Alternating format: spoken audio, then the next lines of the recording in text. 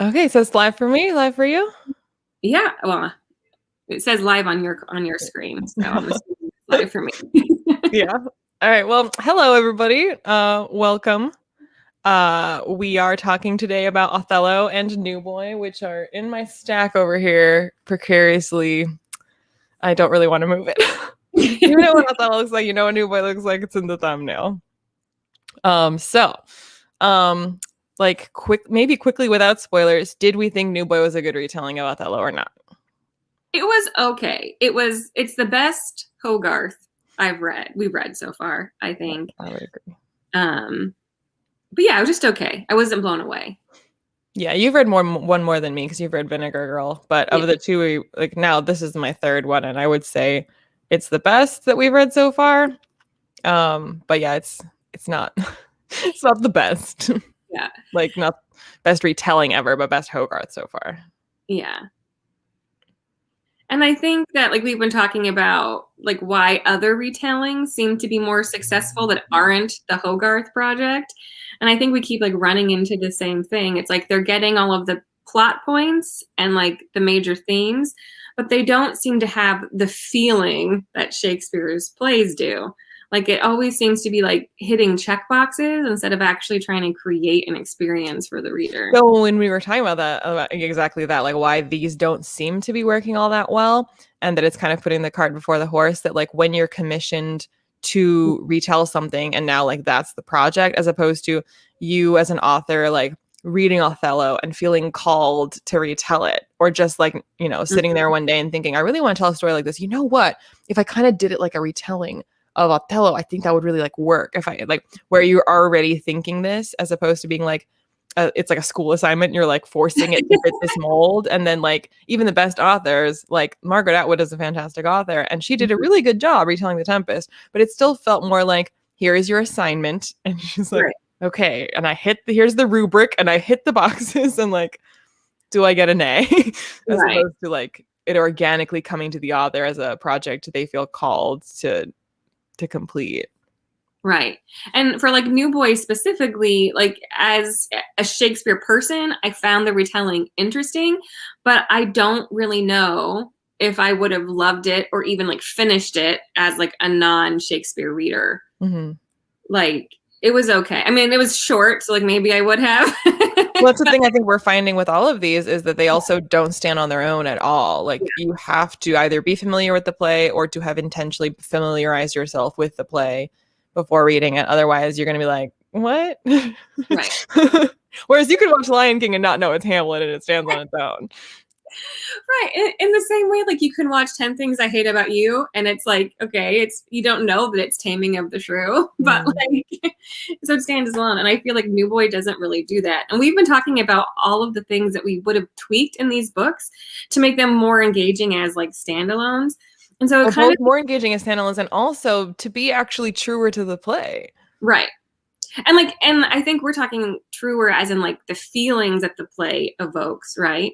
What? Othello was your least favorite Shakespeare? I don't know. It's okay, Urza. You can leave. I'm just kidding. I don't know. It's one of your favorites, right? It is, I would say. Like, I always struggle because I kind of don't want to, like, it's hard to compare tragedy and comedy. But, like, if push comes to shove, if you made me say what is my favorite Shakespeare play, I would say Othello. But, like, it's definitely my favorite tragedy. Like, no question about that. So what is it about it that's making it your favorite? I think, I don't know. I just really connect with, like, the messy emotions of the characters and the way that, I don't know, the way that people will become their own worst enemies. And so, like, yes, Iago is the villain of this play, but in essence, Iago is really just egging on the villain inside of you. And it is Othello himself that becomes the villain of his own story. He is the author of his own demise. And Iago pushed him there, but it's not a story about, like, this bad guy over there and me versus them. And, like, you know, it's very much about, like, the internal psyches of characters. And that's what Iago is able to tap into. And that's why he's able to do what he does. Because he's not actually, like, when he turns to the audience at one point, after he's talked to Cassio and offered his advice to Cassio about, like, what he should do. And then he turns to the audience and he's like, you call me villain. Like this advice was freely given. It was genuinely good advice. You can't disagree. That was good advice. So how am I the villain? And you're like, yeah, you're just really good at manipulating people. Right. And like taking the ugliest parts of ourselves, essentially, right? Like he says, he puts a mirror up and says, like, we have these feelings. And Amelia kind of echoes that, right, about Othello. Like, she's like, of course he turned out to be a jerk, like all men are, like, almost. Self-fulfilling kind of prophecy almost. When you expect that of someone and you treat them with that expectation, they're going to start to live up to those expectations. Like when you treat someone with suspicion, they begin to like be defensive, and then that makes you more suspicious. Like, because that's what happens also with Othello and Desdemona when he starts to be suspicious and when he starts to behave in a way that's kind of confrontational, and she's picking up on the fact that he's displeased. So then because she gets defensive, that only confirms his suspicions. And like, yeah. It puts them into this like cycle that they can't get out of. And then it kind of circles around like, well, if only we can find the truth, then it'll set us free, like from this cycle. But the truth continues to move around. Like it's so hard to pin down. Like we as an audience know that what it is, but it goes to show that like in real life, like the truth is always shadowed and colored by our own perceptions and our own like ugly weaknesses. And it's also a play that's, I think it's just been interesting. And like, you know more about this than I do, but just in how the interpretation of it has changed, as well as how it has enabled people to make points as times have changed about, you know, race, about gender, about society, about just different points. And it like has stood the test of time, I think, for that reason, because each new generation finds something new in it that in a new adaptation of it can highlight or can tap into or sees itself reflected in it. Because these issues of like domestic abuse and about jealousy and about racism, like they are not gone, unfortunately. So like they are as true then as they are now. And I think that the race point is really interesting because it is something that like this play can easily politicize, and that and other like, and it's really one of only Shakespeare's plays that actually handles that. I mean, you could make the argument that The Merchant of Venice kind of treats Jewish people as like a separate race. You could talk. We just talk about how The Merchant of Venice is classified as a comedy, and I'm like, it's the most uncomfortable comedy. Are we sure about that? Are we sure we want to say this is a comedy? In my head, as I was thinking about it, I was thinking about it as a tragedy, and I was like, oh wait, no, they have like a happy ending at the end. And like when you get like collections, like it is a comedy officially, and I'm just like. But one thing really interesting about Othello is that like during the like when Shakespeare was writing it, like Moorish people were kind of, you know, they were more like exotic. It wasn't, which is like still a form of racism, but it wasn't like racism as we think today. Because like racism as we think about it today wasn't really flavors of racism to choose from. And so it's like, you don't want to say that like people back then weren't racist, but they didn't actually have an idea of race. They just had an idea of like country. So it's more of like a xenophobia, which again is like racism. I know it's like semantics, but it's important for. Well, it's also, I mean, like I think it highlights it also the way that Desdemona's father thinks of Othello, because like he's absolutely fine inviting Othello to his house to talk, and he rejected Rodrigo's suit for Othello. Right. Like, you're not good enough for my daughter. And Rodrigo, like, there's no indication that he's like anything other than like a white Venetian. So like, that's not good enough. So like the fact of Othello not being an appropriate person for his daughter to marry, like race is certainly a component. Like it's not a component, but it's not the only thing. Like, it's not like, well, you're black and that's it. That's the only reason. Like, he's just kind of like, no one's good enough for his daughter. And like, definitely not this guy. Right. And I think like as it was performed, it gets more and more tense as the it gets more and more tense like as the centuries go on, because like its original audience, there would have been like blackface, and so I mean people would have just taken it as like Othello's this like exotic character like, who's like not English, and so that would have been a big deal. But like when you get it, like he's othered, but it's not this like huge like racism thing, right? Like he's different, and that's definitely part of it. But right. And he doesn't kill Desdemona for that reason, which is something that that then takes on its own life form when you get to like the Victorian era. So like in Shakespeare's time, he didn't kill her because he was Black. It was that Iago was able to tap into like his, like, Othello's own insecurities and like other people's like distrust of people who were not British, right?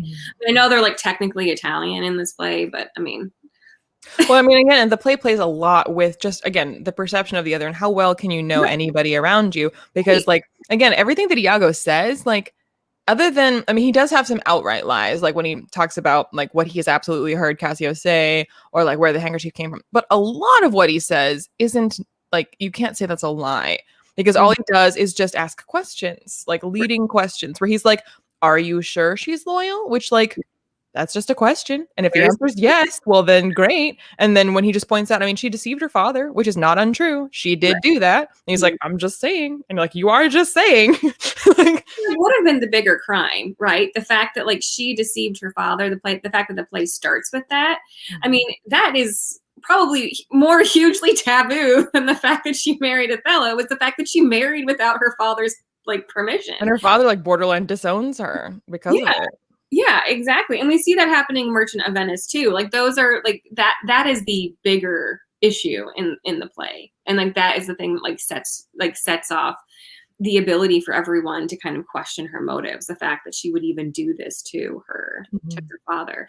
And the only reason why like the people in power at the beginning don't really take the father's suit seriously is because they're going to war. And they're like, hey, look, we have bigger fish to fry than who your daughter marries. So like, let's just like move on. Like, whatever, sort it out yourselves. But like in the Victorian era, when like Black people started appearing on stage, and like when there was more like a realist performance of these things, and like racial tensions were really starting to grow, because like in the Victorian era is when you start to get like, people trying to like prove like the demeaning of people through science, which is like all a load of bullshit. But like you get like more of an idea of like race and racism starting then.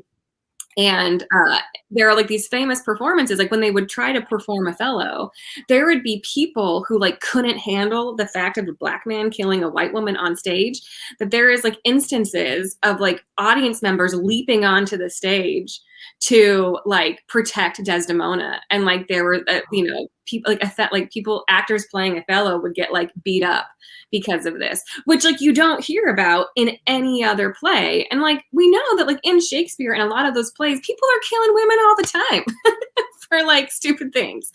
Like, but this is the only play that like it caused a visceral audience reaction in people where they would actually leap out of the stage. And that like, yeah. I was gonna say, so this gets into something that New Boy failed to have in it, but it is in the play. And that was another thing that, like, because of how New Boy was structured, I was like, well, this is missing entirely. So, like, it is alluded to by Iago. And I love that about this, too, that it is once again Iago's perception of reality and nothing that is proved on page, that Iago thinks that Othello, like, slept with his wife at some point. Right. And, like, Emilia basically, like, alludes to it as well later when she's like, that's like how you thought this crazy thing. And he's like, be quiet, because he clearly still thinks it. So like he is the green-eyed jealous monster that is just like infectiously like spreading his jealousy to other people. So he's making Othello see through his own eyes, like his suspicious gaze that landed on his own wife and Othello. He's turning Othello into himself in that way and saying, you're going to see your wife the way that I saw my wife. And then he's also just like jealous of Othello's position and thinks that he doesn't deserve it. Well, Iago says it several times, like, I should be in this position. And but then he also says that I will be like that wife for wife. He's going to be revenged, basically. And I don't think that Iago in the very beginning sets out to make sure that Desdemona dies. That just kind of like spirals into that. And he's like, yeah, I'm going with this. But like, he just is just bitter. And he's like, I'm going to get you back. You don't get to have a happy marriage because in my perception of the world, you ruined mine and you have this high position. No, I'm going to make you destroy yourself and I'm going to make you destroy your marriage. And I can't see you be happy. In the RSC production that we watched before this, they actually make Iago Black too. And it was really interesting because I feel like by making both characters the same race, it really highlights how jealous and angry Iago is. Like in the Kenneth Branagh Othello, Kenneth Branagh tries to make Iago like charming. Like he tried, because it's Kenneth Branagh. So he tries to like make him this like charming kind of character who's like always in control of his own emotions. But like the one thing that I thought that this production did well is that like Iago was angry and like he was frustrated and he was so jealous. And it So he's sort of kind of an agent of chaos more than someone in control of this plan. He just keeps sowing doubt wherever he sees the opportunity. It's not like he has the end goal in mind and is like all these perfect pieces to my perfect plan. It's more like, oh, if I tell you this, oh, that'll mess this up. And like, oh, I just see you over there. Like, what if I just like nudge that? Like he just keeps seeing opportunities to sow chaos. And I feel like we all know that kind of person, that person who's so like bitter and unhappy in their own experiences that they just want to make everybody else unhappy. And again, I don't think that he sets out for anybody to die. He just wants everybody to like have a downfall. It's just that like everybody's death ends up being convenient to him. Like, yeah, and he doesn't put a stop to it either. When it turns into like now we're getting into killing, he's like, okay. Yeah. And that's fine. Like, he then like embraces the chaos because at the end of Othello, he even kills Amelia kind of unnecessarily because like he's already spilled the beans. He's already spilled the beans, so she's not preventing it. And he does it in front of everybody. And so it's just kind of like he just gives in to this. Well, at that point, he's like, if I'm coming down, you're like falling with me. Like, I'm clearly caught now. So like, whatever. Everybody's going down. So I do think that's really interesting. And the Cassio one was so silly in this. Well, he's always kind of like just a silly, handsome boy. But like, it's just the way that this one was like, okay, well, all we're left now is this like boy. Hey guys. He's cool. So yeah, in New Boy, they're all school children, which is an interesting choice because these are very kind of adult emotions that Othello deals with, in particular, like the domestic violence, like is something that is quite an adult thing. Which isn't to say that children aren't ever angry or abusive or anything like that. But what is missing then in how this was constructed, because New Boy all takes place in one day, basically, maybe 2 days. And there's no, in the beginning of Othello, the play, like it's again, Iago alludes to the fact, and the audience never sees it, so they can't judge for themselves. But Iago alludes to the fact that he believes that Othello slept with his wife. And so you're like, well, I don't know if that's true. But you think this is true, and that's egging you on. And the fact that Desdemona and Othello like have known each other for quite some time, and like you don't get to see that, but you hear about it and about how they got to know each other and how she slowly fell for him and his perspective on why she fell and her perspective on why she fell and the dad's perspective of like not realizing she was falling, but like it had been going on for some time, and that after all that time she deceived her father and whatever. But in New Boy, they like meet, and like the first day that he's at school, they're like holding hands and like a couple now, and it's just like, why would like the motivations behind Iago's actions, like you could still have it be school children with a longtime school rivalry where like on the playground there are those kind of rivalries that for kids, because emotions are so high when you're a kid, you could totally like take things to an extreme degree. So Iago could have been developing some kind of like, maybe not like you slept with my wife because they're children, but some kind of a jealousy like that is not necessarily like justified, and that's kind of driving him towards wanting to take down the Othello character. But there just wasn't that because they just met.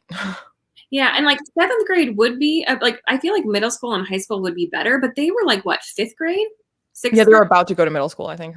Yeah, so they were like super young. So and like we were trying to decide like why this young, like if it was, I don't know. And I think you said something about like how children's like emotions swing to the extreme, and like children can be petty because they're like immature and all of that. And it was like one of those things again where it's like it could have worked, but they just didn't do enough. It's funny because like the Macbeth retelling had for non-Americans, 5th grade is what, 11 years old? 10, 11. Yeah, so they were like 10, 11. And like 7th grade would be like 13. So at least like you're hitting puberty, like most people are hitting puberty a little bit more. Which is like when you start to have like crushes, and maybe two that are like officially kind of like together. And this is all very new. And that's another reason why everyone would be kind of like heightened emotions, because they've never really, it's always been like boys and girls together kind of like asexually when you're children, because you're just kind of just children. And then you're starting to get puberty and people starting to discover sexual feelings and et cetera, et cetera. Yeah. And like, I think what the book then ended up doing was like just focusing on the race portion of it, that like everyone was just uncomfortable because Othello was Black. Except for D. Except for D. And that's why Othello likes her, because she treats him like a normal person. But I think when you would just focus on that element, then you lose like the rest of it. Like you lose some of like the emotional thrusts behind some of the moves that like some of the actions that people are taking. And but again, like it could have been borderline the same setup if it had just been where like the Othello, what was the Othello boys came? I know like they abbreviated it. Osei? Osei.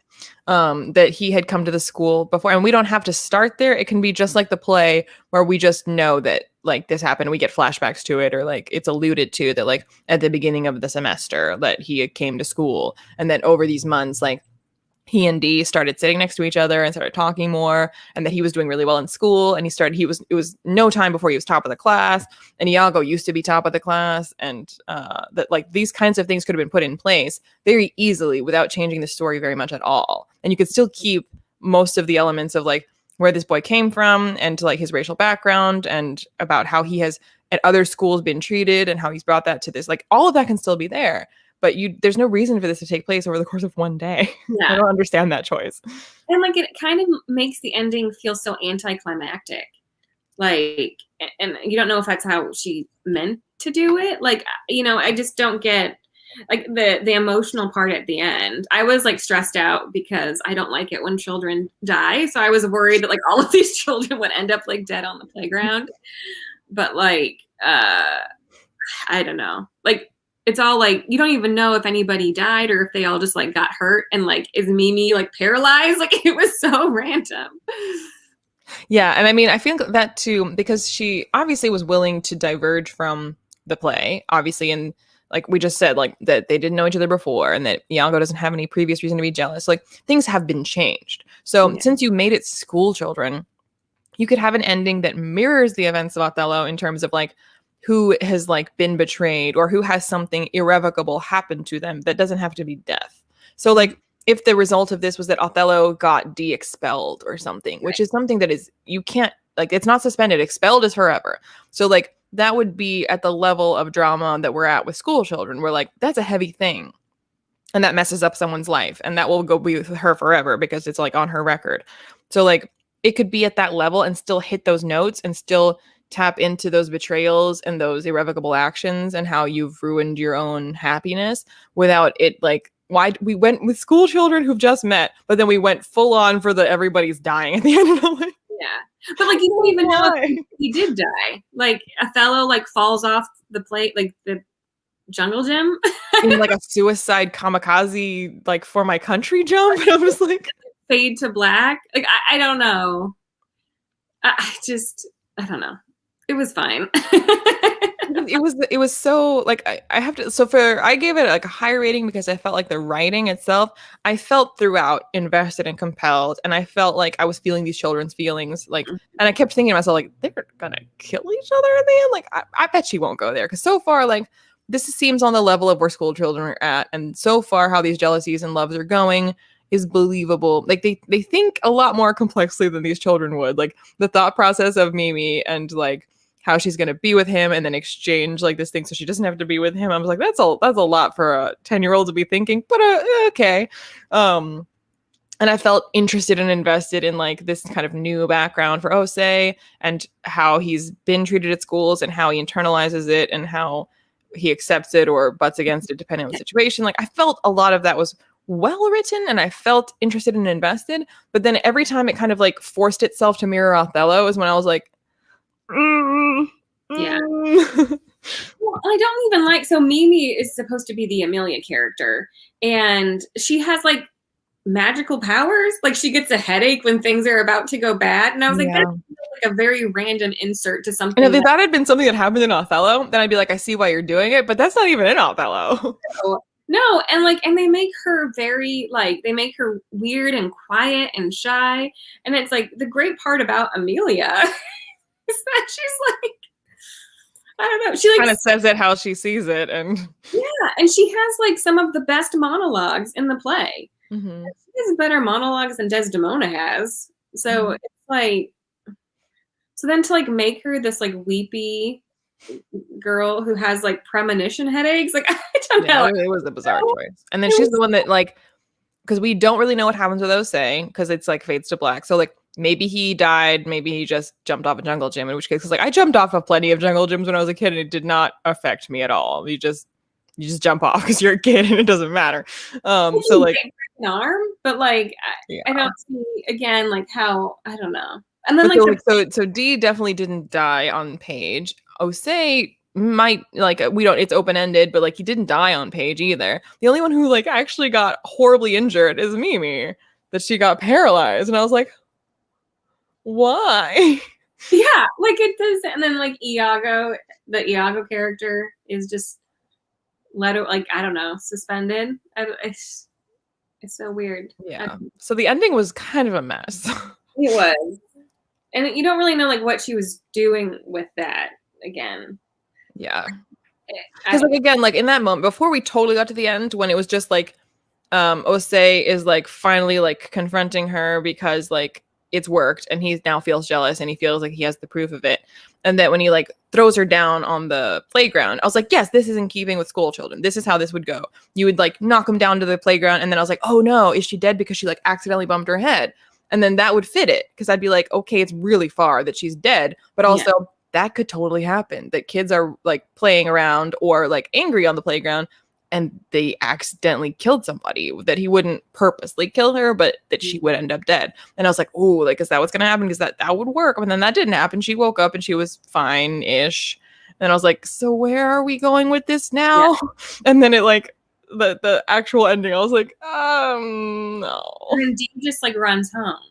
Yeah. She's like sad. Like she doesn't like, I don't know, doesn't like fight for herself. I mean, it's not really, I don't know, her book, I guess. They kind of made it like the author really focused on Osei, which is fine. Like, and I feel like again, if she had just done that, like if she had just made this Osei's book instead of trying to get everybody's perspective, and if she really wanted to like talk about race in America, like which is like what she was gesturing to, then I feel like she should have just like leaned in to that like inspiration and fully gone for it.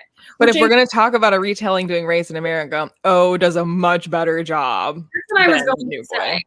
Yeah. And like O is like a 90s movie with Mekhi Phifer and Julia Stiles, which I have not seen in like a decade, but I remember Josh Hartnett, who's actually a really great Iago. And like that really is a much better, and they're high school students, which I think works better than like elementary age. Because like we talked about how elementary age could be made to work, but not how she did it.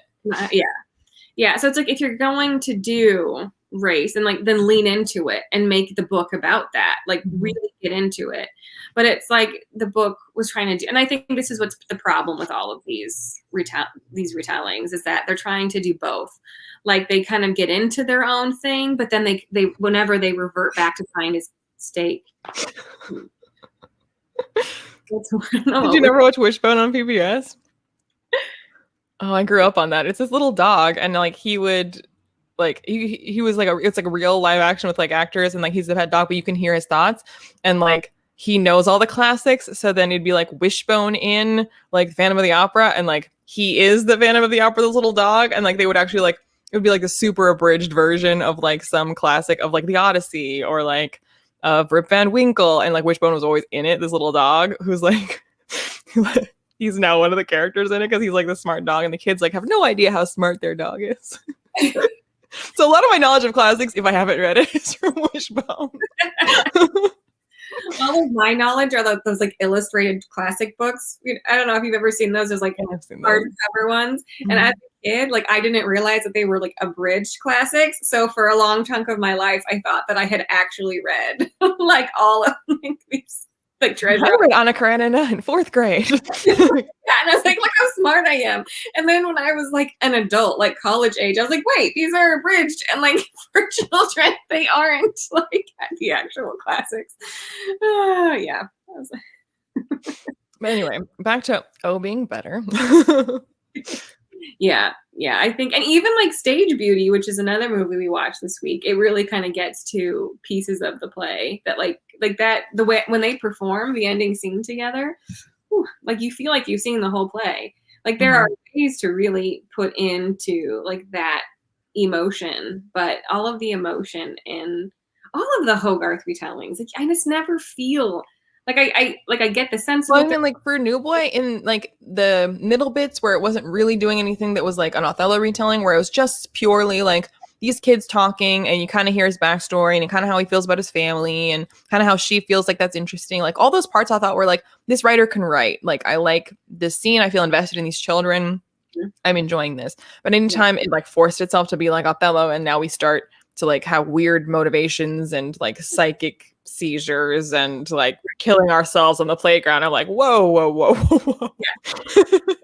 So again, it's like you kind of just wish that like you kind of wonder what was in the contract for these books, right? Like which were obligatory plot points that they had to hit. right. Like, do they make them? I mean, you know, the Macbeth guy seemed to do whatever that he wanted with that book. Yeah, well, if we're comparing New Boy and Macbeth, New Boy is amazing. Right. Right. And I think it works because it's like a lot short. I mean, it's almost like Macbeth did too much backstory and New Boy didn't do. Like, well, speaking about like doing Race in America, which is like another reason why O is a better compare. Like, it's not just an Othello retelling, which is obviously like you're going to be saying one is better. You know, you're going to be comparing them based on the fact that they're retelling the same play, but also based on the fact that they're both attempting to talk about race in America specifically. And I think the thing. So while it's truer to the play to have Osei be like an immigrant and to have him be othered in this like more this completely cultural way, feels more like a parallel to the more Othello in the play. But if what your book is trying to do is talk about race in America, then it makes so much more sense to do what O did and have the character, the Othello character, be like American and home, like born and raised, and that it is like racial tensions that are present here in America, not from an immigrant, that are at play here, if that's what you're trying to comment on. Right. Right. No, I 100% agree. And I think like because of the, you know, the time that we're in, and the time that she sets it, because she sets it in the 70s, like Black Americans would have been like fully othered in that time period. You wouldn't need to like add that extra layer to it. But I think part of the reason why Desdemona falls in love with Othello, I mean, a lot of the reason is because of his like stories and where he's from, and it seems so like so dangerous and exciting. But I feel like you could do that with an American Black person, because like how often is that part of like an issue in like the way that we tell cultural narratives, right? Like, it reminds me of like another Mackay, was it Mackay? No, whatever that movie was with another Julia Stiles movie, like was it Save the Last Dance? Is that it? I haven't seen that. Well, you should watch it. Well, there's a point in which like again like highlights that in a way that like this is how you do it in a retelling where you're doing Raised in America, where like they're like cuddling or whatever, and he takes his shirt off, you know, so they can like be close, and he's got this like kind of massive scar on his back, like it looks like pretty intense, like and she's like, how did you get that? And he's like, I was a C-section baby. We couldn't afford a doctor. And like my neighbor had to like cut me out, and she cut too far. And Dee is like, or whatever, a Desi. She's like, oh my God, really? He's like, no, I fell off my skateboard. Doing it like play into this like white woman facet. And like that scene like highlights in a way that it's not like really uncomfortable, but it highlights the fact that like there's probably some part of this that Desi is kind of like, oh, like he's this like Black guy from the other side of the tracks, and like he's like from the hood, and that's like kind of dangerous. And the fact that like she asks like, how'd you get this scar? Because she doesn't, again, the way she asks it isn't really casual. Like if I saw you had if I was like over like having brunch with you and like I saw you had like a scar on your hand, I would be like, oh my God, how'd you get that? I wouldn't be like, how did you get that? Like, is there a story? And to be like, oh, this horrible tragic story, but like, no, I fell off my skateboard. little bit of that, like white woman, like feed me your trauma to like, you know, kind of have this like weird experience with that. And you do see that a lot in Desdemona, which is why like sometimes scholars don't really like her, which is like not necessarily, I don't know. I feel like with Shakespeare characters, that's what's so amazing about them is that they are never perfect. And they're never like, well, you know, this is a perfect example of how to be feminist, or this is a perfect example of anti-racism. They're all messy, complicated humans. And that's when they stood the test of time, because there's so much in the text to unpack and interpret so you could play it different ways, because they're all just messy people doing messy things. It's like Amelia. She's one of my favorite like female characters like in all of Shakespeare. And she is not perfect by any means. Like she's horrible to Bianca. She's the one that like takes the handkerchief. But like, can we just talk about that? The amount of times in Othello, because I've seen this play so many times, and the amount of times when there's a scene where they're talking about the handkerchief and Amelia is standing right there, and I'm like, girl, now would be the time. Say something. Say something. That you got the handkerchief. You want to say it? You want to say it? I think that's what makes the death so shocking, is that like she knows that she's doing something bad, but she does not know it's going to lead to death. Like I think that's kind of like even Iago is like surprised. Although, and again, like there's like Othello decides to kill Desdemona and he vocalizes that, but he's planning to do it via poison.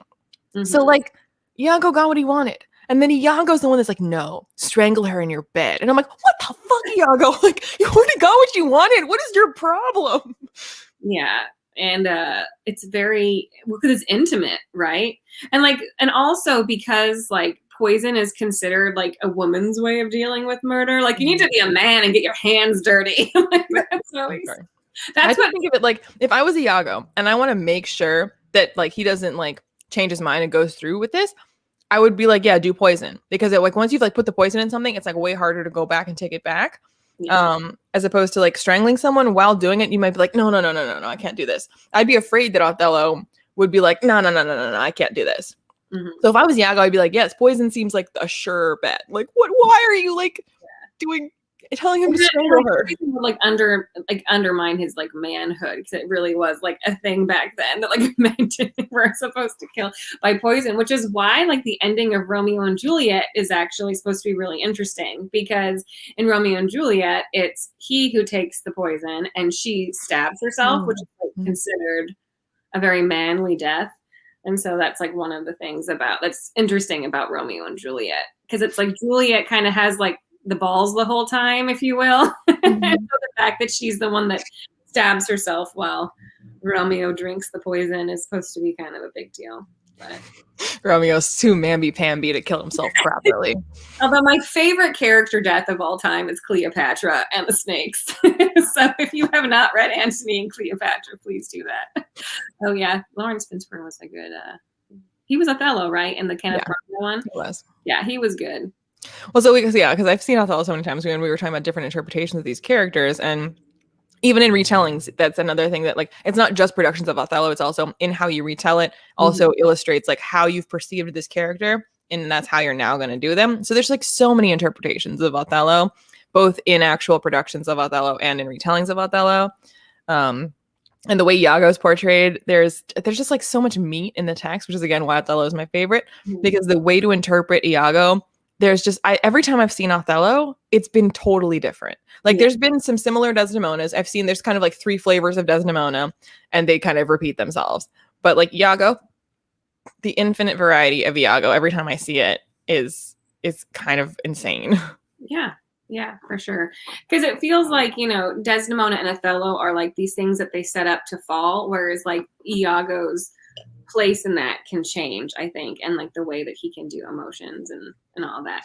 Yeah, there seems to be like with Desdemona, there really is that dichotomy of making her like super innocent, super flirty, or like somebody very feisty, and you know, you kind of get variations on that, but not much more. Yeah, and I mean, again, like it's Shakespeare, and there's still quite a bit to Desdemona to kind of unpack. She actually doesn't have that many lines and not that much to say. So like you're limited in what you can do with her. That was interesting about the RSC, the production that we watched this week, is that she kind of like her youthfulness is very stressed, because I think that's something else that I didn't really even remember until I saw this production, was that Othello is also like a lot older than her. So that was also like the piece of it that kind of, that, you know, that the dad was mad about too, was that she was like so young, and Othello was like was not young, but like she in this production just kind of like flits around. She's kind of very much like I was this young ingenue, but now I'm like the belle of the ball because I'm It's like almost just like Catherine, what Henry's wife, but not the first Catherine. Catherine Howard, was she the like super young one that was his second to last wife? And like he was like kind of old already. He'd already killed a bunch of wives, and like she's just like flirting with everybody, and she's like, "Tra la la, I'm the queen now," and he's like instantly kills her. yeah.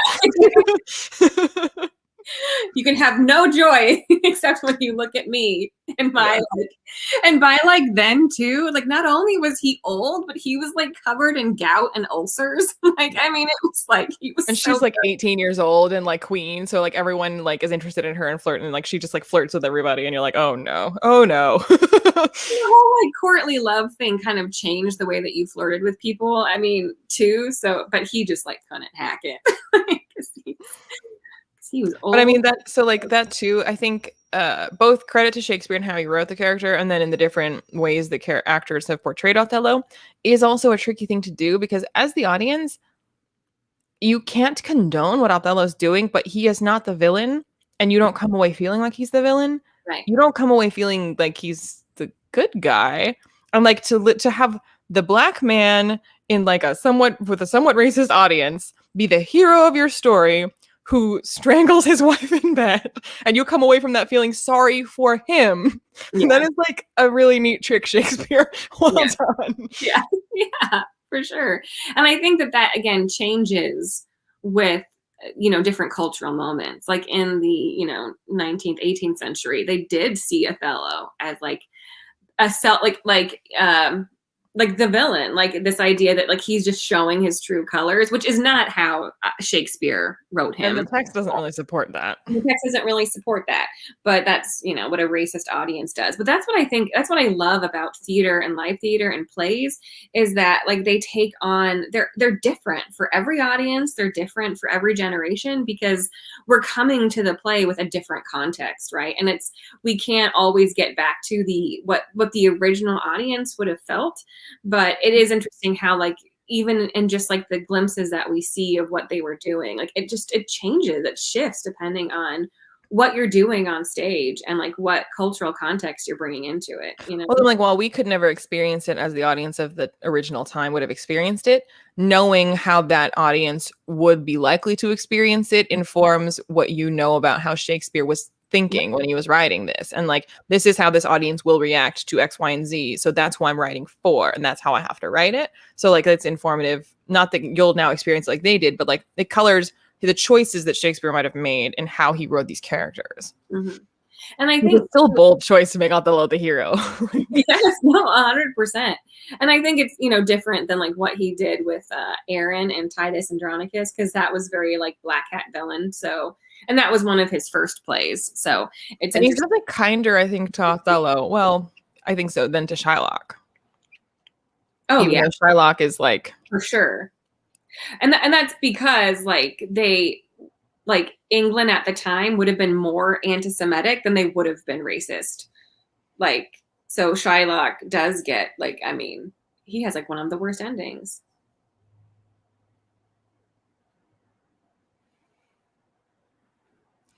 Yeah. Cassie, I feel like everyone is just a pawn to Iago. Yeah. He's that kind of what we nowadays kind of think of as like a sociopath who's just like, people are just tools, and he doesn't really care who dies as long as he gets his way. But I think like Cassio is like young and handsome too, and he's still like well liked by people. So yeah, I mean, I feel like Cassio is another example to Iago of why Othello is incompetent, because Othello is in charge and Othello trusts Cassio a lot. He's like, he's just some like handsome dumb guy, and Othello shouldn't be in charge. Look who he's like trusting with stuff. It's this guy. Like ugh. At one point, I think like Iago does try to take out Cassio. Again, it's like But he anybody. keeps egging Rodrigo on to take out Cassio, and he's like, kill that guy. And you're like, oh my God. And I think it's because he wants anybody who's above him slightly to get taken down because he's not in the position that he wanted. Because it's like he's almost like he's like, you know, him and Amelia are like servants to, not servants, but like that's kind of how they feel. Like they have to serve the family all the time, and he's very bitter about that position. Whereas like Cassio and Othello both have positions of power that he doesn't think either one of them have deserved. Like he has. So he's just like a bitter man. Like that just wants everybody to suffer, basically. So as again, we kind of talked about, and it came up in the chat where someone like mentioned the recurring honest Iago.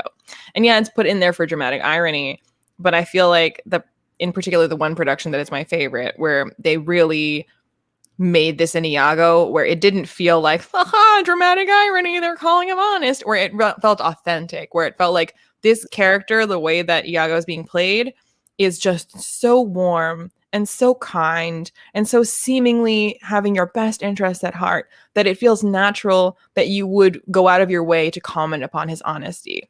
Where it doesn't feel like, oh, Shakespeare's just kind of winking at the audience and be like, oh, honest Iago. And I feel like too many productions play it exactly like that, where they're like, honest Iago, where everyone's like, haha, we know he's not, as opposed to being like, yeah, I absolutely get why you're calling him honest Iago, because if I didn't see the parts of Iago that I have seen as the audience member where he addresses us specifically and like turns to us and is like, my plan is to kill everybody, I would be like, yeah, he seems great. He seems really swell. And I think that's so much better because like it makes the other characters seem really stupid if like Iago is played very sinisterly, where like you can constantly pick up on the fact that he's scheming and like double meanings, and you're like, is everyone really that thicko? Like is Amelia that thick that she doesn't see her husband is up to something? Is Othello really trust this guy over Desdemona? Versus when he's played in a way where like honest Iago is an absolutely deserved like nickname, and then you're like, yeah, like he's just good at manipulating people. I can see why they fell for it.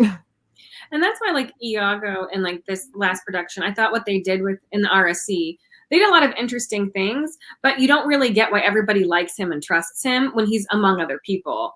Like his best parts were when he was like by himself talking to the audience, and you got to see his anger and his jealousy, but it was like barely contained in the public setting, so you didn't really get why Othello trusted him so much. And he was like, him and Amelia had like no chemistry the whole time. Like even when, like he barely, and I think that, I mean, to some degree that sort of works with their relationship. But again, like why would Amelia do that? Amelia basically betrays Desdemona for him. So you have to give the audience a reason why Amelia, who seems pretty kind of ballsy and her own woman and speaks her mind, why she who comes out and says that like, oh, men are the worst, why she would betray Desdemona to give this handkerchief to her husband. Like you have to give us a reason. And if Iago is played very like only sinister, only scheming, mistreats his wife, you're like, this doesn't check out. Why would Amelia do that? She seems like a less whole character for that reason. Versus when Iago is played where he can absolutely like turn on the warmth. And you're like, yeah, well, Amelia has also fallen for her husband's false charms and thinks that he probably has good intentions because he just seems so great. Or like she sees both sides of it, right? Like that like I think you had talked about how like if she had experienced warmth, like she would, but then also experienced his wrath. She would do things like as an abused wife to try and get back to those good moments. So like, and it would make sense to play it like everybody else only sees the warm side, and then Amelia sees both, and she's trying to constantly appeal to his. Like it's all about how he's abusing her emotionally, and so that would make more sense instead of like in this production they like he's just mean to her all the time. Mean to her, yeah, and like there was just no chemistry between them. So which is again why all those scenes where she's standing there and she knows about the handkerchief and she says nothing. If you don't have a scene where she has experienced warmth from Iago, where you'd be like, well, I can't condone this behavior. Like, it's terrible that she's betraying her friend this way, but I understand what is going on and why she's doing it, because like she is desperate for her husband's affection, which she has received at times, and she wants it again and she wants more. Like you'd get it even though you're uncomfortable with it. Whereas most productions, you're like, I don't get why you're being like this. Yeah. Why? Kind of what happens in New Boy. Like she knows, like, the Iago character is known as like the school bully and everybody's afraid of him. So you don't get why like he gets away with things the way that he does. And then it makes this offhand comment about how the teachers are afraid of him. But like, again, he's like a 10-year-old boy. So I don't know like why I don't know. But like Brecker. the Amelia character in that, like she knows from the beginning that like he's a bully and she doesn't really want anything to do with him. So again, like doing those kinds of things doesn't seem like her motive is nonsense either. Like, yeah. And like in Othello, I mean, again, there is like a racial component, but for the most part, it's all about how like men are jealous, awful beings, and that's why Desdemona should be wary of Othello. Whereas like in New Boy, it was, oh well, he's black, you can't trust him. So it like kind of diminishes her character in a lot of ways. Well, so it entirely changes kind of what the narrative is trying to make you question, I guess. Yeah. And like I guess New Boy does try and get into gender stuff because it's like, you know, the 10-year-olds are called like whores by the guys, and it's like sort of a big deal. Like, which was also like, I really don't see 10-year-olds saying whore. Yeah. Or even like knowing like slut, like would probably be better. But like the Bianca character, she's seen as like kind of like a slutty 10-year-old in the sense that like she's gotten boobs and she wears low cut shirts. And like, but even then, like people don't really care. Like nobody like in the school ostracizes her in the way that she's clearly ostracized in the play. Mm-hmm. And like she's still dating the popular boy. Like there's no like real, so like they like sort of bring up the gender piece of it, but none of it has any real stakes to it. Because like they're 10, so. Which again, we're like, I think honestly, like, I really liked I never watched it before, and I'm so glad you like suggested. I was like, oh yeah, I forgot that existed, and I never saw it. And it is just so much better as like, this is how you do a modern retelling of something like Othello, where you make the themes fit the modern setting and you make it make sense in a way that doesn't feel contrived. And the Josh Hartnett Iago character, he does that where he comes off quite warm and sympathetic, and like he has your best interest at heart when he's trying to get what he wants. And like the way he treats his girlfriend, who then, you know, steals the scarf for him, like you can sense tension in that relationship, but also like when he gets what he wants, he's very warm and very physically affectionate when he gets what he wants, and you could see why she'd be like, okay, and like why she would make excuses to herself about why this is okay. So yeah, if you want to see a retelling of Othello done properly, it's always way better than New Boy. Well, and Josh Hartnett has that very like cute boy next door look too. Like he's kind of for like that he also like pulls off sinister, like when he's like by himself, like he looks, oh my god, he looks scary. Yeah. I mean, and it's interesting because like in the 90s he was sort of that like boy next door. So it's kind of cool that they did that and then really managed to do that well. Maybe like nowadays casting who's the guy from High School Musical? Zac Efron, if he was like Iago. And actually, I think Zac Efron, actually, he's a pretty good actor. I totally could see Zac Efron being a good Iago, but it'd be like the same. Yeah. Now we can cast a new one, right? We just can't have it be about basketball because Zac Efron is too short. How old is he now? Could he play? I guess if you made them all like more, I don't even know. Like, he just is boyish looking. He's like in his 30s for sure. He has to be, right? I guess you could get like the High School Musical, the series. You can get that cast, and they can be the new. Of course, because like I just want my favorites to be in everything. Like I've like told my mom for years that I want Idris Elba to be Othello, Tom Hardy to be Iago, and like Desdemona is TBD. You only have to afford one cast. Yeah, I don't even know. I don't like. Yeah, I've been watching a lot of TV lately, so I'm like, who is popular now? Although I know like some of the drama of, but you could do like Olivia Rodrigo as Desdemona. And I mean, I think it's a more natural choice to choose high school, but again, like there are ways you could do this in elementary school because of the way that kids have high emotions.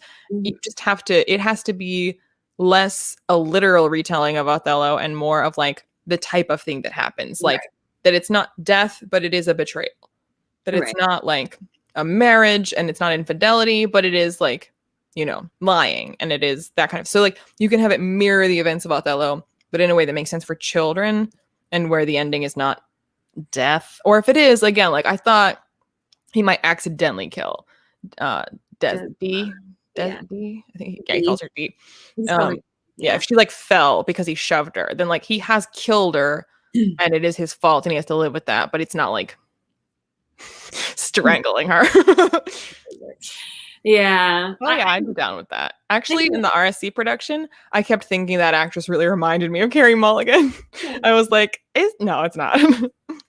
Yeah, she, like the one in the RSC production, she played like a cute, young, like kind of frivolous Desdemona, for sure. I just didn't sense any chemistry between her and Othello, which again, in Othello is kind of critical. Yeah. I mean, I think they tried to make up for it because she was always touching him, but I don't, like, physical touch doesn't really make up for any chemistry. And that was like the one thing that New Boy did really good. I thought that there was like some nice chemistry between Dee, and you had very small moments that seemed very weighted between them. Which is why, again, like book, like I think the writer has talent, because all the parts that were just kind of like her own thing that she was just writing, like these kids just chatting and interacting, and this at no point is trying to be Othello. That's for other parts. Like the parts that were her, like just her own, I thought were quite good. And I felt, again, interested and invested, and they felt like fully fleshed out characters. It's when she started shoving them into their Othello places that I was like, Yeah, Bridgerton could like almost be Othello. I was just reading I feel like it's like could almost do that, right? I mean, yeah, I would not say no to Regé-Jean Page being Othello. That would be pretty good. And he would have all the passion and fire and violence that we're looking for. Yeah. Like he would be like a very believable one. And then like there was plenty of choices to have Regé-Jean Page play Othello. It would almost be interesting too to make one of those women Iago. Like I've never seen that. Like I feel like I don't know if you like did the kind of gender flip, because like all of those women in Bridgerton, like you could take any one of those, and any one of those is like basically Iago. Like so then would Amelia be? Like would it be also a woman or would it be a man? Maybe you could do it either way. Yeah, you could do it either way. I mean, you could have like like a male servant. It could be a class thing instead. Like instead of Amelia and Iago being husband and wife, it could be like a woman and her servant, you know? And then like that's an interesting power dynamic, right? Like it would make more sense for like a woman to boss around a male servant and not like that would be fun. Because it's like all those women in Bridgerton would scare me. like some of them are like, I haven't finished the show, but you can be mean. Yeah. I'm like trying. Can be mean. And then like that jealousy kind of makes sense because like, because everybody liked that, that guy. What's his name? I don't even remember what his name is in the show. Wait, there's a lot of guys. The guy who played Othello. Like the guy.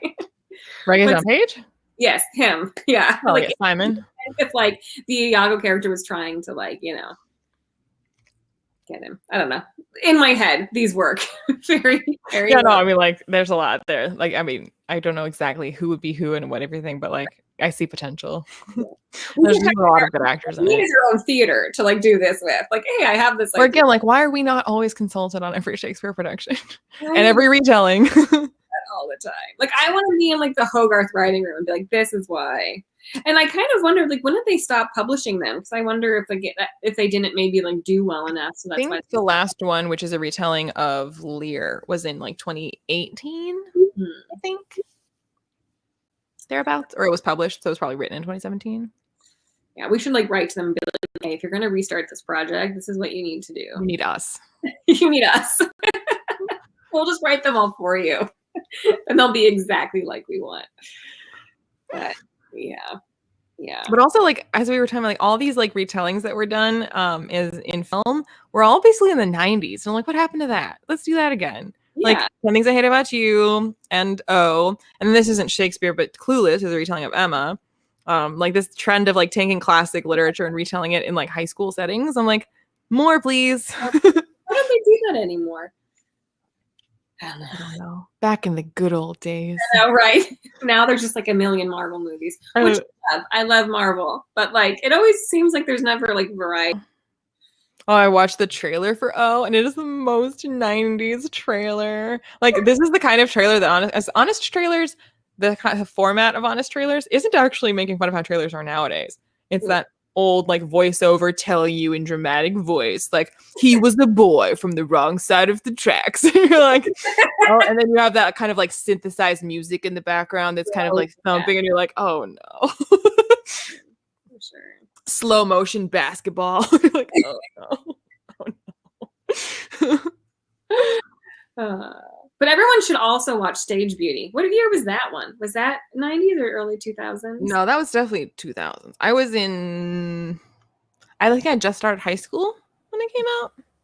Stage Beauty is really great if you want to get a sense of like what the theater like was like. And well, also like when I saw it, I mean, I liked it when I first saw it, but since then, my knowledge of like Shakespeare itself, of historical times, of gender roles, of like the play of Othello itself, it's just like so much more knowledge I have to be able to realize just I always thought this movie was good, and I just didn't even have the knowledge to be able to understand how good it is. There's because it does so many things, not just like Othello, because obviously like Othello is an interesting theme in it, but you know, the way that just gender and society is discussed and examined it's so good. Yeah. For anybody who doesn't know, Stage Beauty is basically about in like the late 1600s when the theaters were reopened. Charles II basically allowed actresses into the theater, and what that did to change how the theater, because all the men who had been playing women now were out of a job. Yeah. And like the way that like, you know, being a man who played a woman was like a legitimate job that people did before then, and how that like influenced like performances and the way things are written. Like if you were going to think about like how Desdemona was written for a man playing a woman, like it takes on it would have been a different experience. Well, also, I mean, like when I first learned, like, I mean, I was a kid when I learned that, but like when I first learned that back in the day, men played women on stage exclusively, and it made sense to me why there's so much cross-dressing in Shakespeare plays. I was like, well, it was like, it's a little more believable when they dress like a boy, so I'm just gonna let them dress like a boy for like half this play. Yeah.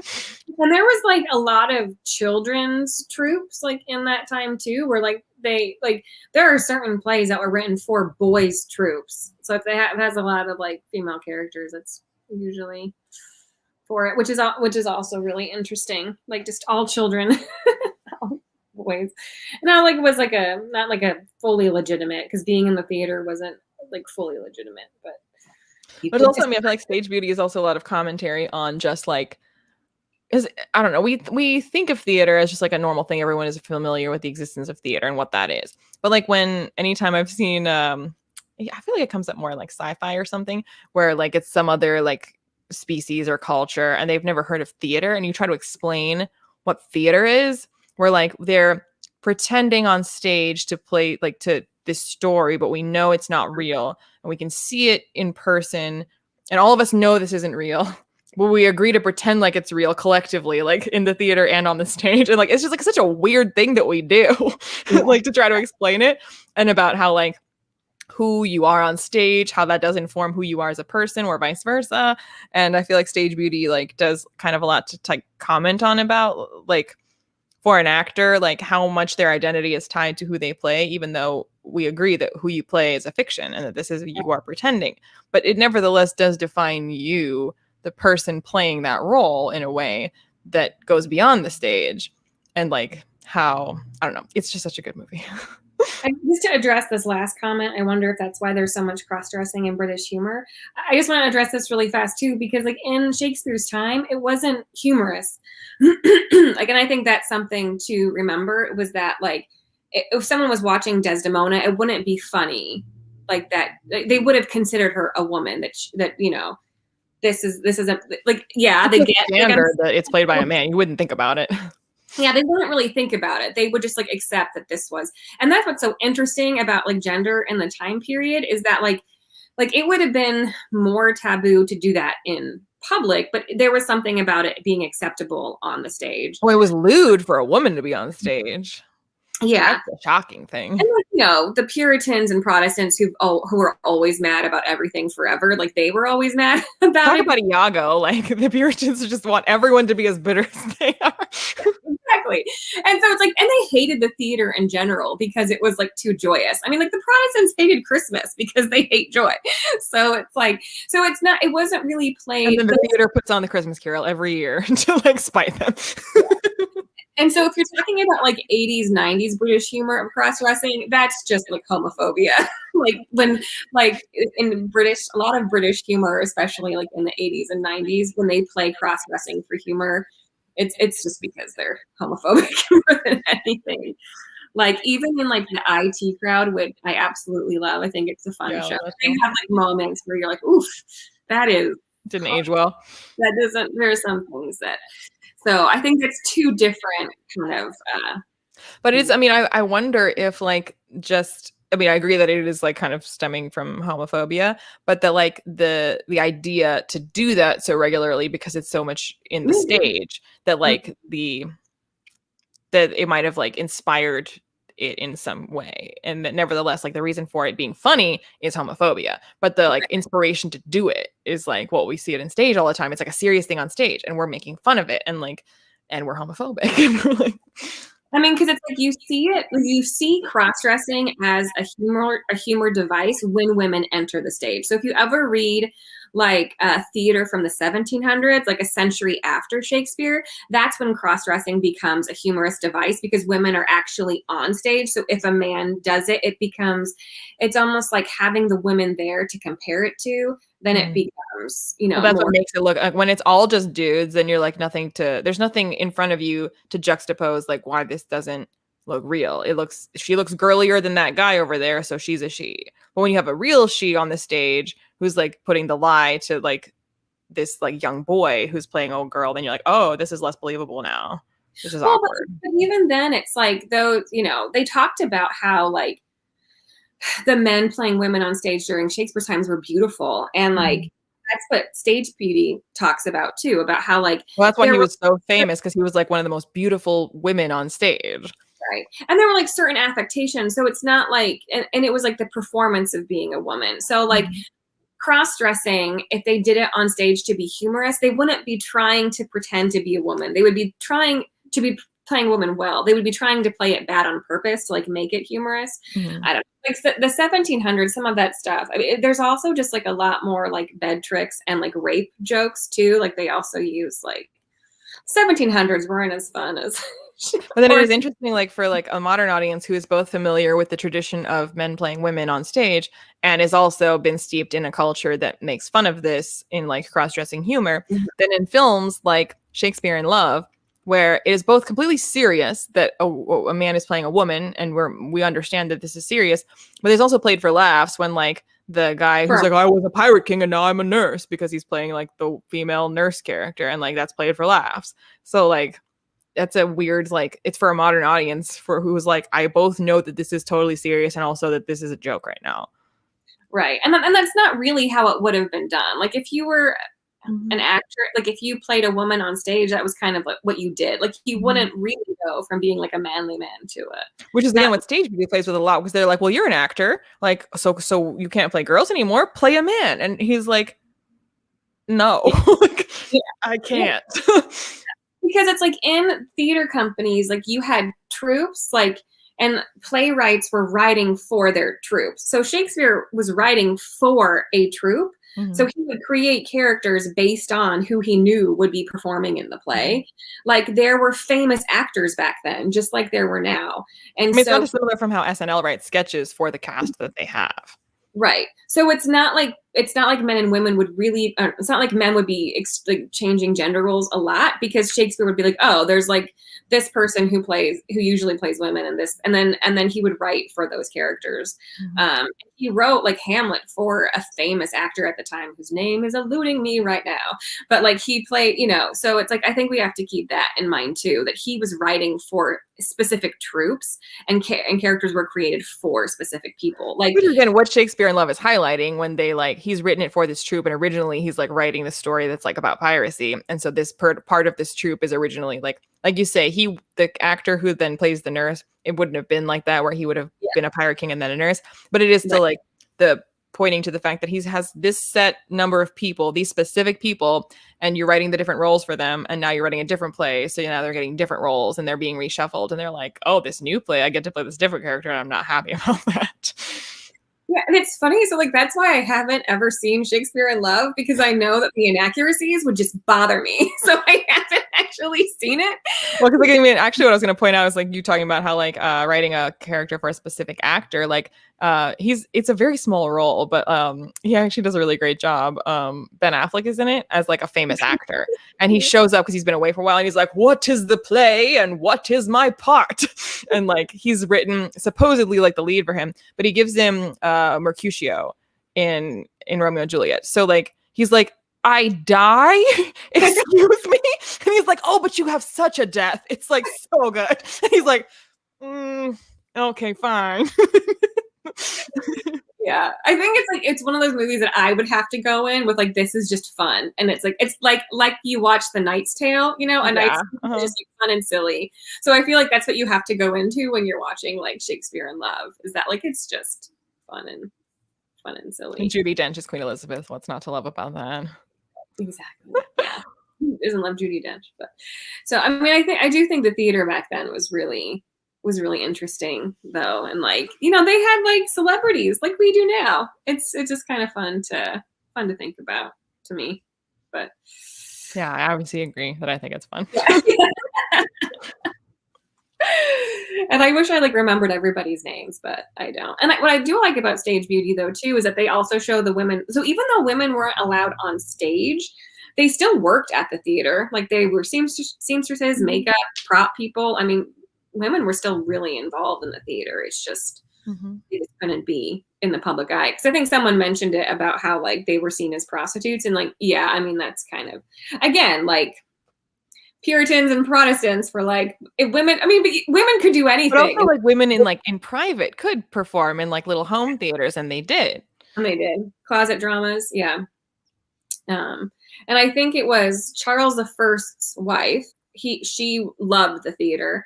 And part of the reason why, like, the English got mad at Charles I was because he was kind of, like, you know, into debauchery, and, like, they would have these huge parties, and, like, his wife would, like, perform in the palace, and the Puritans and the Protestants were like, hey, wait a minute, you can't have too much fun.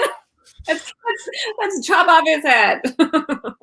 Very, very simple version of what happened. But that's history for you. You don't have to read about it. yeah, history in a nutshell. But his dad, James I, was like, he was gay. Like, he only had, like, male lovers. So, like, the Protestants already hated James. So when, like, Charles I was also kind of, like, sleeping around, it was like, okay, this is enough debauchery in, you know, the House of England. So we're just I mean, and, like, again, in Stage Beauty, when they kind of talk about, again, like, the craft of acting and what the mindset of the actor is, and why you're playing what you're playing, and who's playing what they're playing.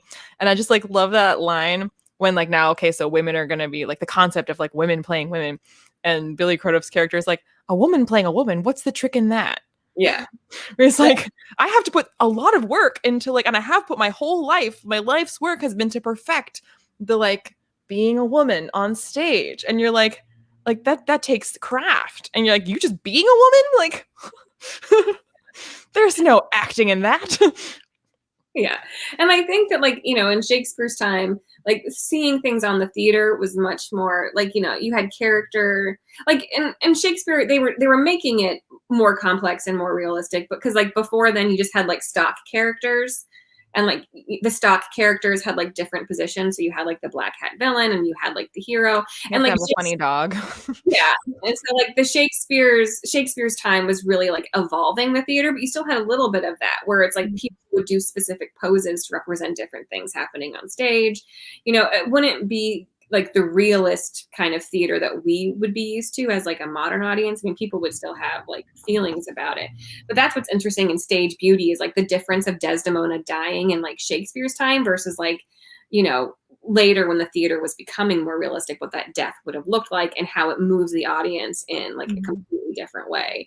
So one is very much like a representation of actions and a representation of, like, symbolic things. You're like, Or like I think isn't Kabuki theater kind of like that, where like it's Yeah, a very like Italian theater was like that too.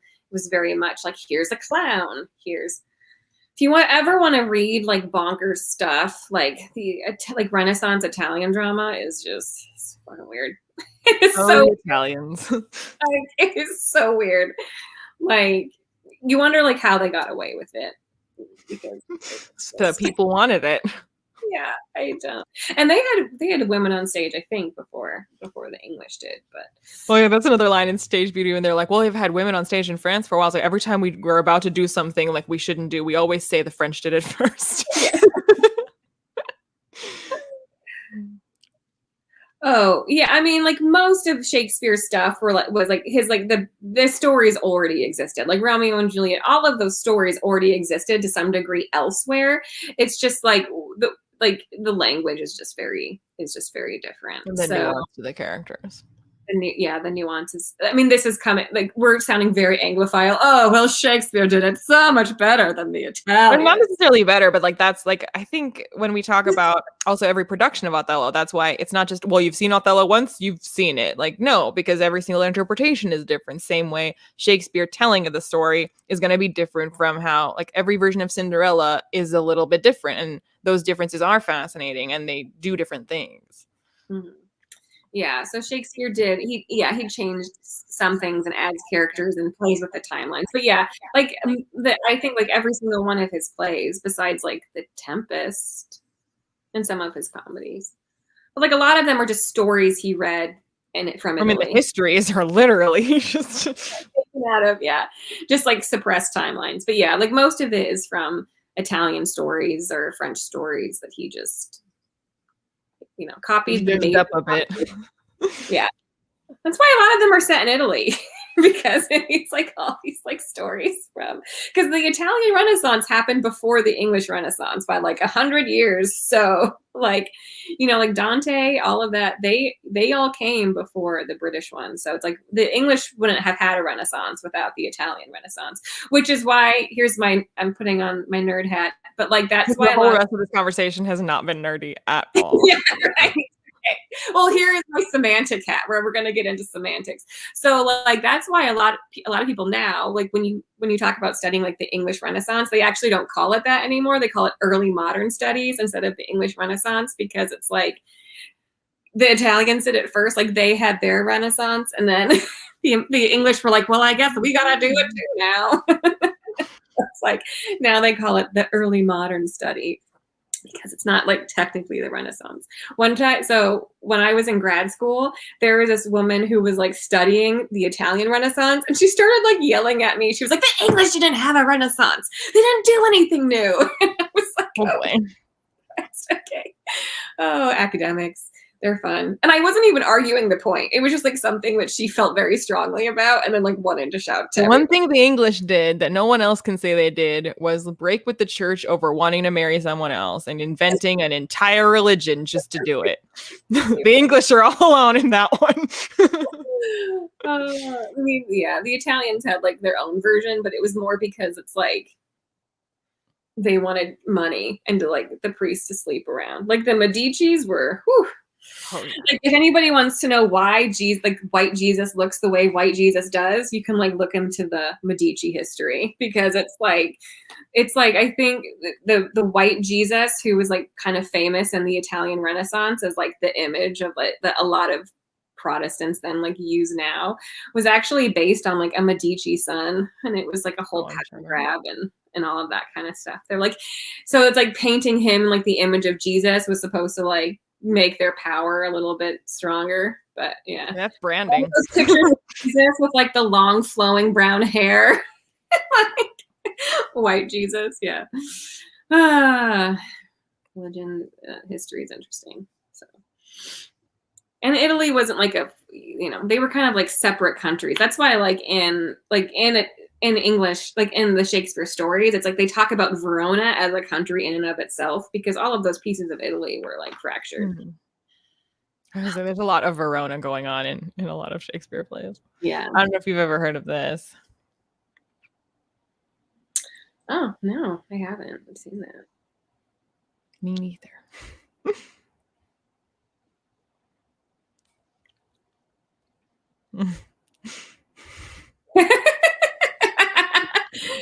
It was like a son, like an illegitimate son. Because, you know, all of the priests and the popes were like screwing around in those days. Like celibacy was just kind of like a joke. They were all sleeping around. So part of the reason why a lot of like, so it's like Henry VIII like created the church because he wanted to kill his wife and marry another. But the people who actually like believed in, you know, the Well, like Anglican church, Lutherans. yeah, Luther and his cronies, and like the people in like Protestant England who wanted to break away from the church. It was because like the people in Italy were doing a bunch of stuff that like they didn't agree with. Like I mean, there was so much money given to the Pope that was like taken from the poor, and you know, and like everybody was sleeping around. Everybody. I mean, like as with everything in history, everything is always kind of like a response to or a backlash for. So like the like extreme kind of like bare bonesness of like early Protestant faiths was a direct response to the obscene ostentation of the Catholic Church. So like it was like a direct response in the opposite, like the pendulum swinging completely the other direction, being like, we're gonna have literally nothing in the church, so that it's the opposite of the Catholics. And Lutheran was like, I'm gonna make this Catholic light. We're gonna take away all the ostentation, but keep away some of the keep some of the trappings. So, and then we'll have a war to decide it. But yeah, I mean, the Medici people in power, I mean, that like, they're one of the reasons why the English Protestants were like, wait, why do we have to listen to the Pope? He's taking all of our money and sleeping around. Like, I don't want this guy in power. So it is kind of interesting how like, not that it's completely absent, but like religion doesn't really play much of a role in Shakespeare plays, like other than like Shylock being a Jew. Like it's, but again, that was more of like a race of people. I mean, yeah, I mean, anti-Semitism is like some of like the Crusades like killed more Jews than they did Muslims, because it's like a lot of times like, you know, that kind of, yeah, that's a whole other history, and that's really awful and sad. But yeah, I mean, the thing is too, is that like, you know, everything was censored in England, so you couldn't really do anything. That's also why everything was set in Italy, because you couldn't really criticize England. Like, I mean, there was somebody reading the script before you could produce it, and if it had anything bad, so you really couldn't. That's why like the histories are interesting, kind of like time capsule for like how histories are being written when you know that your audience is like related to these historical figures. So like how Shakespeare would have had to like write histories for that specific audience. So you're like, don't look for accuracy, look for the fact that he's playing to his audience. Yeah, and they're the plays, like there was one play that started an uprising, and I can't remember the name of it now, but like that's been, you know, burned from historical records because it was considered too much. So it's like you couldn't really do a lot with religion other than like. But so speaking of religion, I was debating with my parents about this. So I'm curious your knowledge and or thoughts about this, about whether or not Othello, the character, is overtly a Christian in the play. Well, I wonder if he's not, because of the way that he talks about like it's kind of mystical, right? Like his mom and like the handkerchief, it's very like a mystical kind of thing. And I think Desdemona's Christianity almost gets questioned because she's with him. However, he does like tell her to pray. That's what I was saying. I was like, he's the one that keeps insisting, I will not like kill your unsafe, like what is, I don't forget the word, but he's basically saying like, I'm gonna like make sure to kill you when you're in a state of grace, like so that you. Right. So it seems like almost like an imperialized Christianity, which I guess like most Christianity is like imperialized. But like this idea that if he's going to be in any position of power, he has to have like, he couldn't not be a Christian. Yeah, but it's not like the parts where he's talking about like faith are not public. Like it's not like when he's talking in front of his men and about how like, you know, God is with us or whatever. It's only when he's privately with Desdemona, when he's like, are you pure? Are you chaste? Do you swear to God? Have you prayed tonight? Have you like asked forgiveness for your sins? I will not kill your unprepared soul. Like he's like very, very like into that. Yeah. Yeah, for sure. And I think that's supposed to almost like make him again like not the huge villain of the story, that like he loves it. That's why you can't outright hate him, because he's a tragic figure, and like he's his own, I mean, as he says, like he basically acknowledges at the end that like he is the villain, and like that's what also kind of redeems him for the audience, where like he doesn't come away from that being, well, it's not my fault, like he made me do it. He's like, he did make me do it, but also I don't deserve to live. Yeah. Yeah. And he talks about like dying for honor too. So, and like what he did was like dishonorable because he, you know, so there's also like, he has a kind of like own moral direction as well. Mm-hmm. One thing that I do talk about in my dissertation with that scene specifically, this idea of only having like a physical death, but not like a death in the afterlife. And this idea that if he can like kill her when she's been like forgiven and her body's in the most like pure state, he can then like preserve a piece of her. Like he can preserve a piece of her at its best, right? And I think this is something that comes. Well, he says something too about how I'll kill you now and love you after, because like now you can't cheat on me anymore because you're dead. Yeah, exactly. I still love you. And that's something that you see in a lot of plays from Shakespeare and other people, this idea that like the only way you can truly control a woman is if she is dead. And then from then on, you can apply your own narrative to whatever happened. So it's like he tells us like, I will, you know, like he tells this kind of narrative, like I will tell a different story about you once you're dead and once I have full control over you. And he talks about how like the reason why he doesn't want to stab her is because he doesn't want to like destroy a piece of her body. He wants her. Well, I mean, like, she'll look pure and pristine when she's just dead and lying there, and she'll be like, oh, this is how I like you. Just like, just perfect. Like you're asleep. Exactly. Yes. And there's like a lot of plays that do that. One fun play, I think I talked about the cannibal play before, but let's talk like in our last chat. So let's talk about the necrophilia play.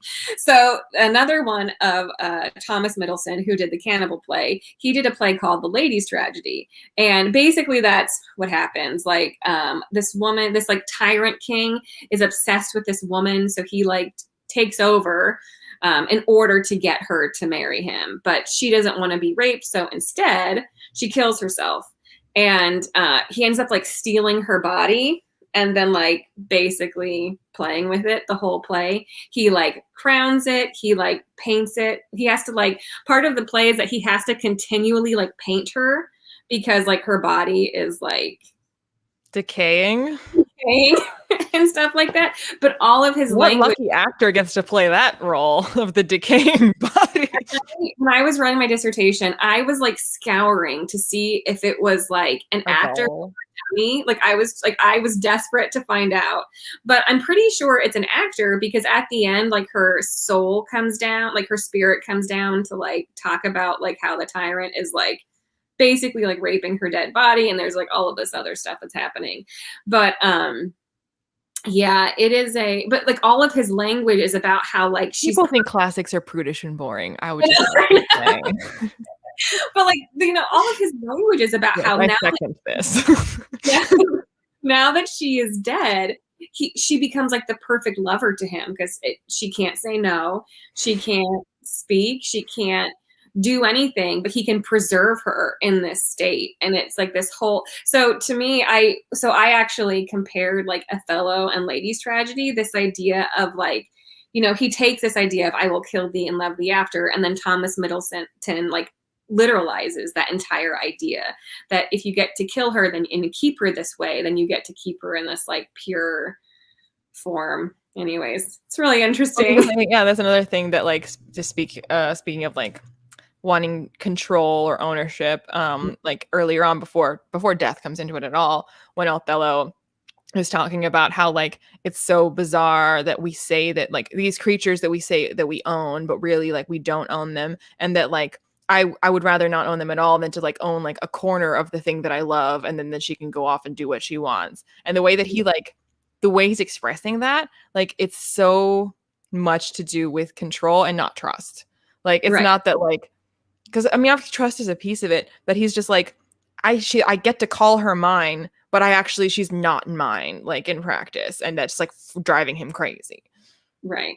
And I think that's all part of like the elusiveness of truth in that play. Like, how can you ever really know somebody? Like, what is the truth of a person? And if you can't get to the truth of them, can you ever really trust another person? Well, also like is like owning somebody, is that control or is it trust or is it both? Is it neither? Like, you know, like yeah.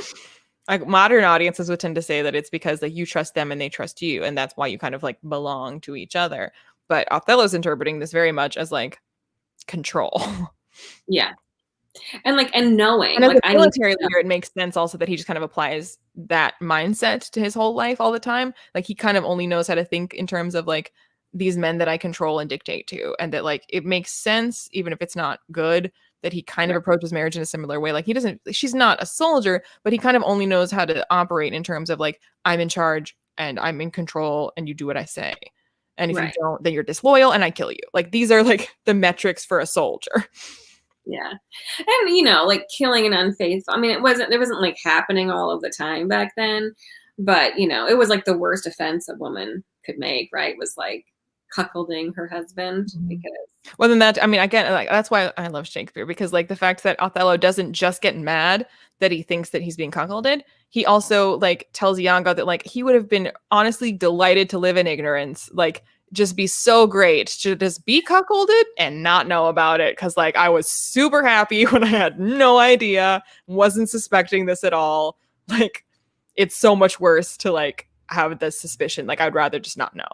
right. And Iago like will then play on that, and he like describes like imagine Cassio on top of her. Like he uses that like language to get Othello not just to be specific, like suspicious, but like to imagine what's happening, Visualize it. Yeah. to visualize it. And like that's part of like the knowing and the seeing in Othello, like that sometimes we will take something that's in our own head and try and make that the proof.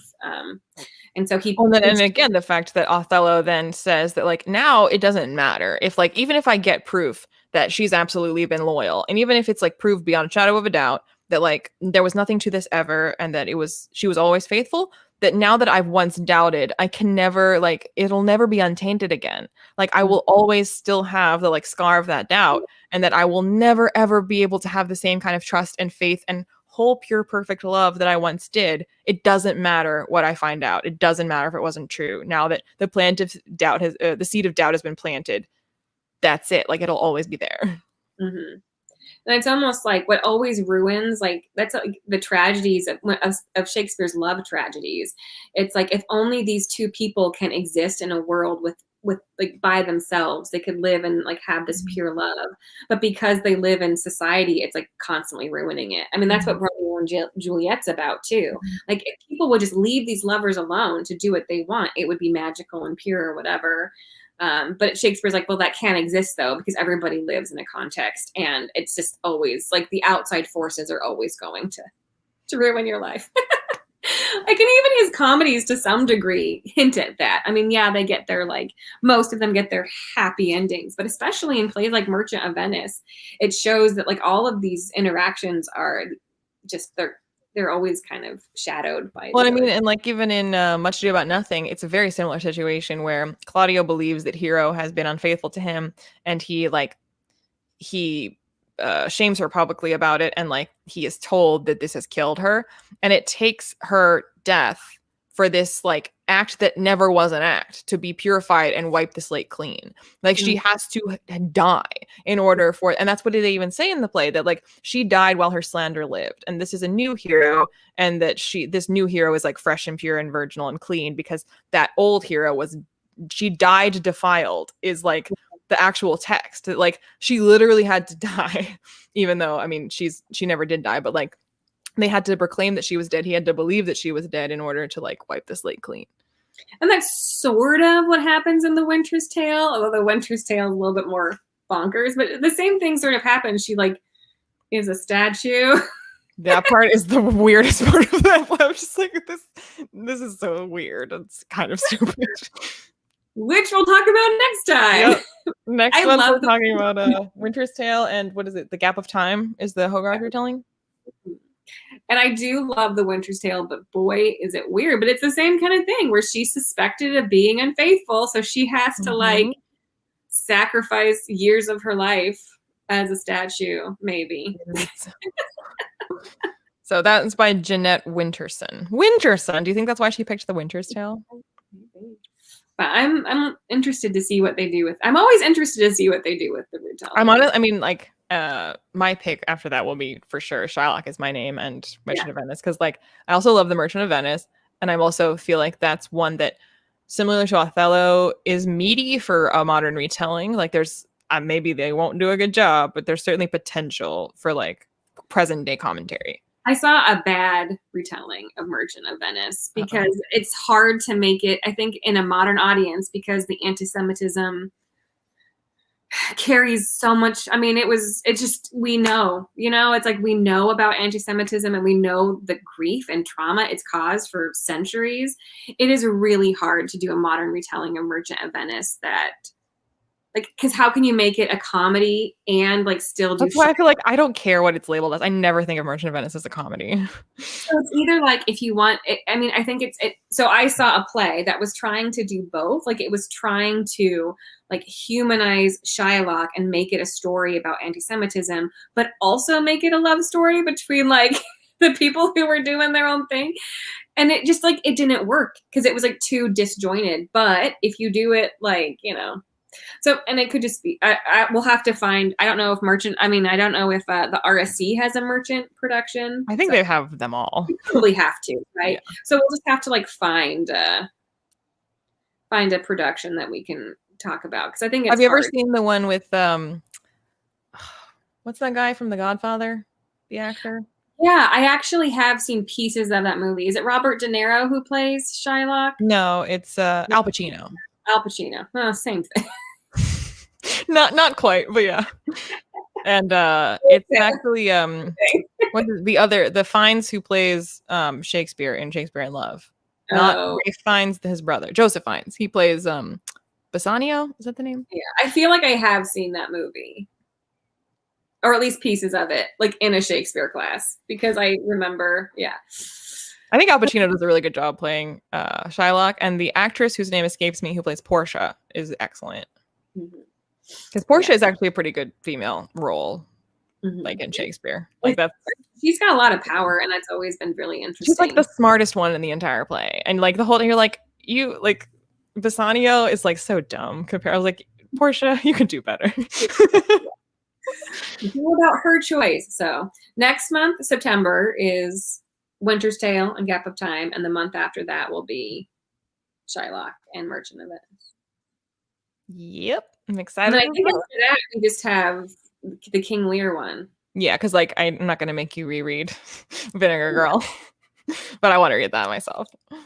I mean, maybe it would make a fun discussion. And then we can watch 10 Things I Hate About You. We can watch 10 Things I Hate About You and the movie with Elizabeth Taylor, which I've never seen that one. Yeah, that play is, Taming of the Shrew is a hard play to read, but that movie makes it so fascinating because Elizabeth Taylor and that guy have such amazing chemistry. You like get it sort of, even though like you don't want to as a modern audience. So maybe we should. Like, my favorite like productions have often been like from our local theater. Like they did my favorite Othello, and their production of Taming of the Shrew I also very much enjoyed because the way.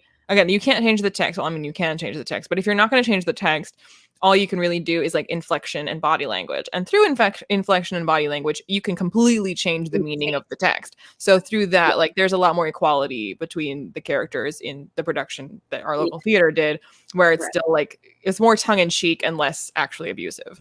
Right.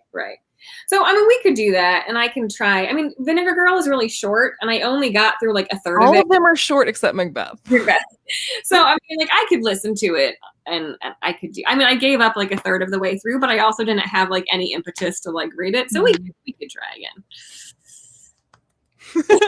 It'll be at least fun to talk about at the very least. And I think we had a good time ranting about Macbeth, even if the experience of reading it was horrible. So that might be what Vinegar Girl. How can I say that? And I'll take any excuse to rewatch 10 Things I Hate About You. Exactly. Because that is a masterpiece. So yeah, like is Macbeth actually like, and it's pretty short, but is it the shortest? I think it might be. Yeah. Because you know what? I think I said that last time that he just happened to make the shortest play the longest. Yeah. Yeah, I guess I wasn't sure if you meant like it is factually literally the shortest, or it's just like when people say like, oh, it's like the shortest one versus like it is literally the shortest one. I think it literally is the shortest one. Maybe I'll have to look that up. It's either that or Titus Andronicus. But yeah, too bad they don't have a modern retelling of Titus. Speaking of cannibalism. Anyways, I actually have to go because my children are screaming outside of the door.